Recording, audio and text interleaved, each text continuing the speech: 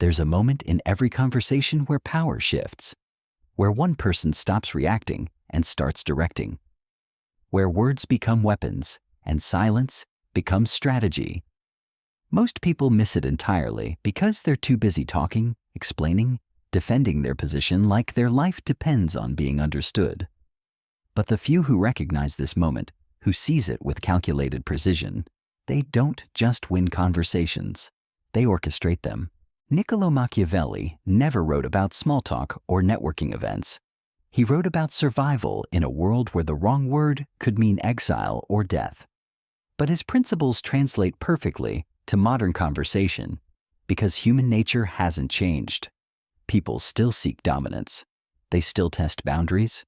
They still reveal their weaknesses through desperate attempts to be heard. And those who understand this, who can read the undercurrents while others drown in surface chatter, they control every interaction without raising their voice. Today, you're going to learn Machiavelli's 5 silent commands.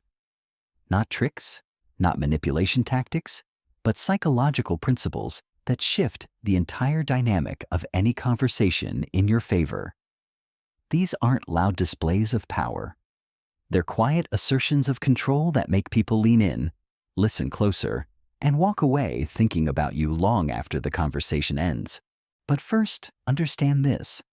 Most people enter conversations as participants.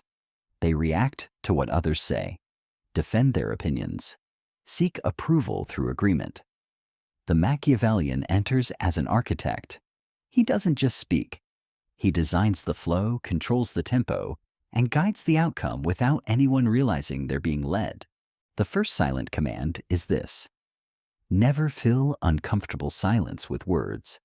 Silence isn't empty space to be conquered with noise. It's territory to be claimed through stillness. When most people hit an awkward pause, they panic.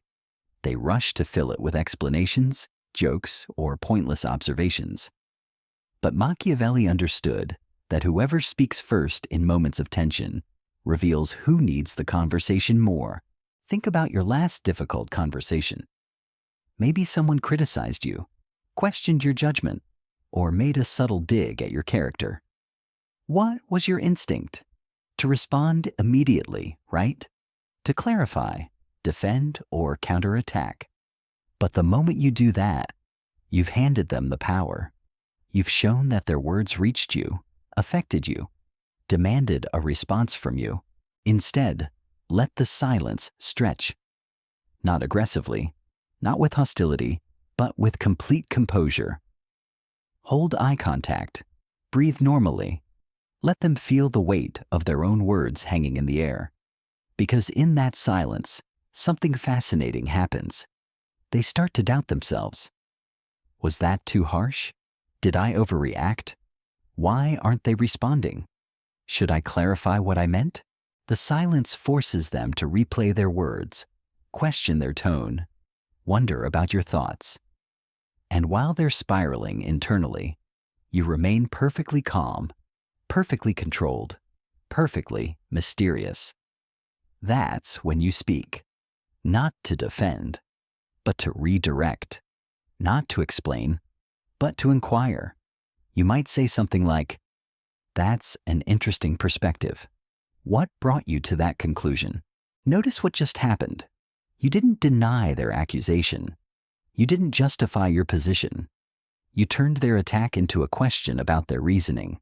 You've shifted from defense to offense without raising your voice, without showing emotion, without breaking your composure. The conversation is now flowing in your direction, and they don't even realize it. The second silent command builds on the first.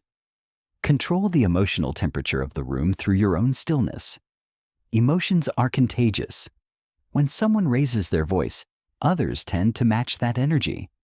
When someone becomes defensive, it triggers defensiveness in return.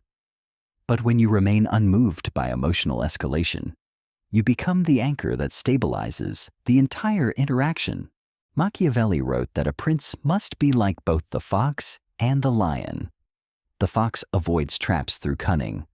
The lion intimidates through presence. In conversation, your emotional stillness serves both purposes. It helps you avoid the trap of reactive behavior while projecting a quiet strength that others instinctively respect. Here's how this works in practice. Someone becomes agitated, speaks faster, gestures more dramatically, maybe even raises their voice slightly. Your natural impulse might be to match their energy, to show you're engaged, to prove you care about the topic. But the Machiavellian does the opposite. As they escalate, you de-escalate. As they speed up, you slow down. As they grow louder, you speak more quietly. This creates an almost magnetic effect. Their heightened energy starts to feel excessive compared to your measured calm. They begin to feel foolish for their emotional display. Without saying a word about their behavior, you've highlighted it through contrast. They'll naturally start to adjust their energy to match yours because your composure suggests a deeper confidence, a superior position. But here's the crucial part. This isn't about being cold or dismissive. It's about being unshakable. You can show interest, ask questions, engage fully with the content while maintaining complete control over your emotional temperature. People will start to describe you as someone who never loses their cool, who always seems in control, who brings a calming presence to tense situations. That's social power. The third silent command might be the most counterintuitive. Never try to win arguments. Instead, make others feel heard while guiding them to your conclusion. Most people approach disagreements like battles to be won through superior logic or louder voices. They attack opposing viewpoints, defend their own positions, and try to force agreement through persistence. But Machiavelli understood that forced compliance breeds resentment, while willing agreement creates loyalty. When someone presents an opposing view, your instinct might be to immediately point out the flaws, present counter evidence, or explain why they're wrong. But the master conversationalist takes a different approach. They listen completely, acknowledge the valid points, and then introduce new information that naturally leads to a different conclusion. Let's say someone argues that your project timeline is unrealistic. Instead of defending your estimates or explaining your methodology, you might say, "You raise valid concerns about the timeline. Help me understand what specific areas worry you most." You've acknowledged their expertise, invited their input, and positioned yourself as collaborative rather than combative. Then, as they explain their concerns, you listen for the underlying assumptions and gently introduce information that shifts their perspective.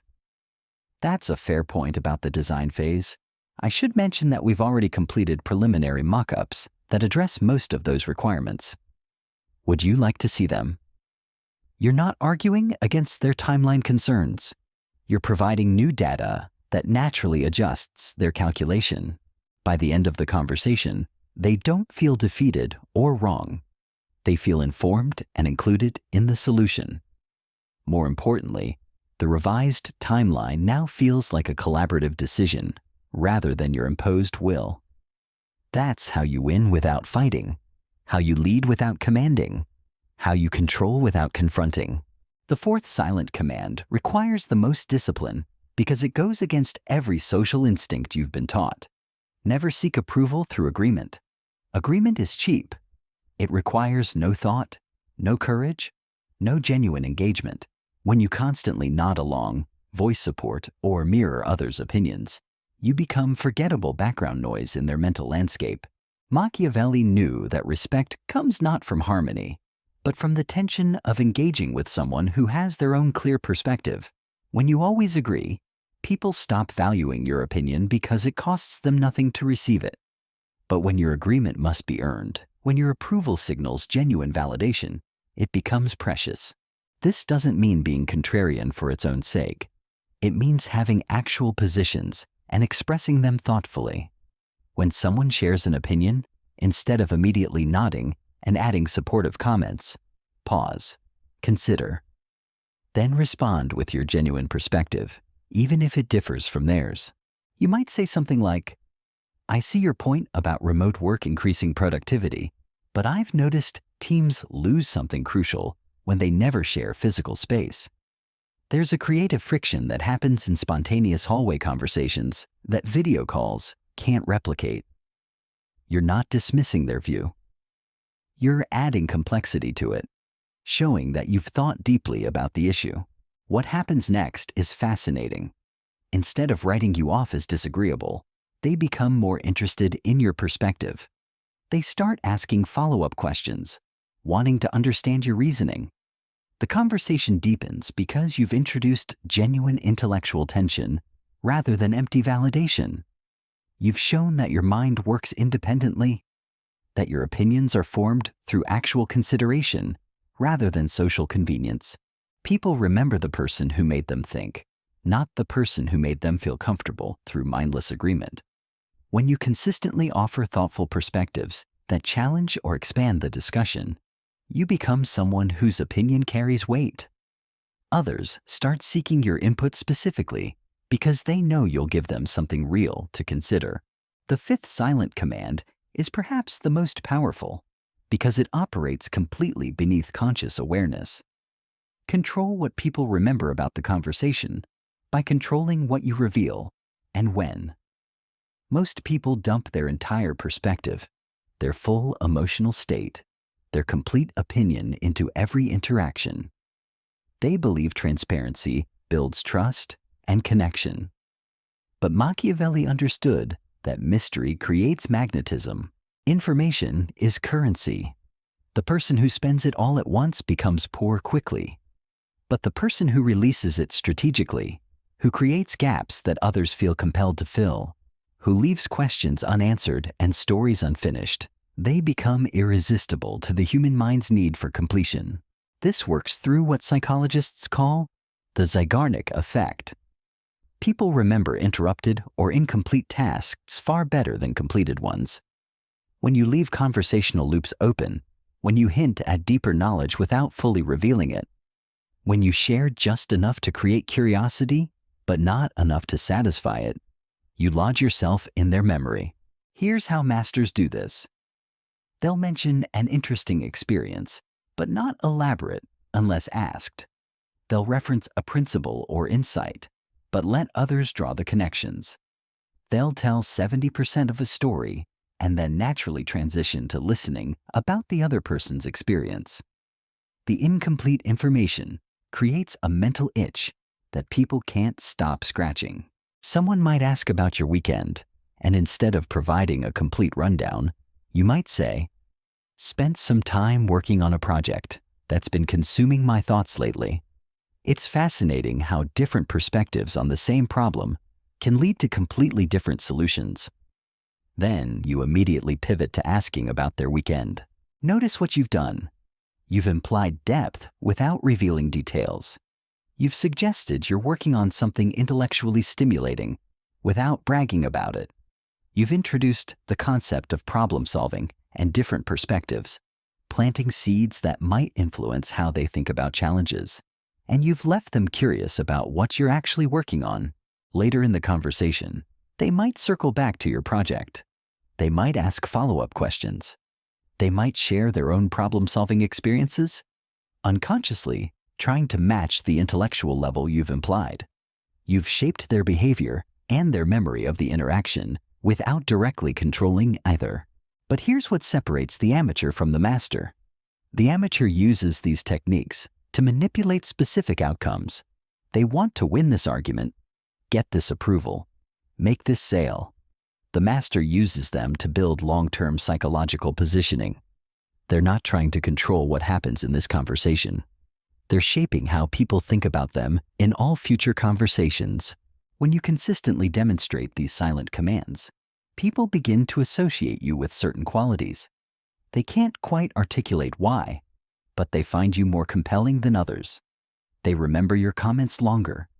They seek your opinion more often. They speak more carefully around you, not from fear, but from respect.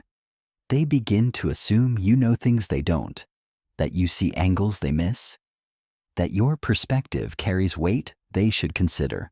This is how influence builds, not through dramatic displays of power or obvious attempts at control, but through consistent demonstration of psychological sophistication. People don't feel manipulated because they're not being pushed towards specific actions. They feel elevated because they're engaging with someone who brings depth and intentionality to every interaction. The conversation becomes a space where they think more clearly, express themselves more thoughtfully, and walk away feeling like they've engaged with something real rather than just exchanged social pleasantries. That's the ultimate Machiavellian achievement. You've improved their experience while strengthening your position, created value for them while building influence for yourself. But none of this works if you're performing techniques rather than embodying principles. The moment people sense calculation behind your composure, manipulation behind your mystery, or strategy behind your silence, the entire structure collapses. These commands must become natural expressions of genuine psychological development, not theatrical displays of conversational tactics. The difference between technique and mastery lies in this distinction. When you truly understand these principles, they stop being things you do and become who you are. Your composure isn't an act you put on for difficult conversations. It's your natural state because you've realized that emotional reactivity serves no strategic purpose. Your silence isn't a calculated pause. It's confidence that your words carry enough weight to be worth waiting for. This transformation happens gradually through practice in low-stakes situations first. Start with casual conversations where nothing important hangs in the balance. Notice when you feel the urge to fill silence, to seek agreement, to dump all your thoughts at once. Catch yourself before you react emotionally to minor provocations. These small moments of self-control build the psychological muscle memory that will serve you when the stakes are higher. But here's what most people miss entirely. The real power of these commands isn't in controlling others. It's in freeing yourself from the exhausting dance of social validation. When you stop needing every conversation to go your way, when you stop requiring others to understand or approve of your perspective, when you stop feeling compelled to fill every silence or win every disagreement, you discover something profound. You become genuinely comfortable in your own presence. And that comfort radiates outward in ways that others find magnetic. They sense that you're not performing for them, not seeking anything from them, not afraid of their judgment or dependent on their approval. This creates a psychological safety that makes people want to be around you, not because you're trying to attract them, but because you've become someone worth being attracted to. The mastery shows itself in moments of genuine pressure. When someone attacks your character publicly, questions your competence in front of colleagues, or tries to embarrass you in social settings. This is when most people's composure crumbles, when their techniques fail them, when their true character emerges through emotional reactivity. But the person who has internalized these principles remains steady, not because they've memorized the right responses, but because they've developed an unshakable sense of their own value that doesn't fluctuate based on others' opinions. They can hear criticism without becoming defensive because they know criticism reveals more about the critic than the target. They can face disagreement without becoming combative because they understand that different perspectives don't threaten their own unless their own is built on shaky ground. This internal shift creates an external presence that others find both calming and commanding. You become someone others turn to in moments of conflict because they know you won't escalate the drama. You become someone others seek out for advice because they trust your judgment isn't clouded by emotional reactivity. You become someone others respect even when they disagree with you because they know your positions come from genuine consideration rather than ego protection. And here's the ultimate irony. The less you try to control conversations, the more influence you actually have. The less you chase approval, the more respect you naturally command. The less you explain yourself, the more others work to understand you. It's a paradox that only makes sense once you've experienced it directly. But remember, this path requires patience. Our culture rewards the loud, celebrates the reactive, applauds those who can craft the perfect comeback or deliver the most devastating rebuttal. You're choosing a different way, one that builds slower but lasts longer, one that accumulates power through presence rather than performance. The conversations you have next week won't transform overnight, but the conversations you have next year will be fundamentally different. People will speak to you with more consideration, listen to you with more attention, and remember your words with more clarity. Not because you've become more charming or persuasive, but because you've become more substantial. In a world drowning in noise, you'll have learned to wield silence. In a culture addicted to approval, you'll have found your own center. In an age of constant reaction, you'll have mastered the art of response. These are Machiavelli's gifts to the modern mind, psychological principles disguised as conversational tactics. Wisdom that transforms not just how you speak, but how you exist in the world. The choice is yours. You can continue participating in conversations like everyone else, or you can begin orchestrating them like the masters who came before you. But understand this: once you've tasted real conversational power, once you've experienced the quiet satisfaction of guiding interactions without force, once you've seen how people respond to genuine psychological strength, there's no going back to the desperate dance of social validation. The room is waiting. Your next conversation is coming. And now you know exactly how to enter it, not as someone seeking to be heard, but as someone whose silence commands attention, whose presence shifts dynamics, and whose words, when finally spoken, carry the weight of careful thought and unshakable confidence. This is how power moves in the modern world, not through volume, but through depth, not through force, but through understanding, not through what you say, but through who you become when you finally learn that the most dangerous weapon in any conversation is a mind that refuses to be moved by anything other than truth and wisdom.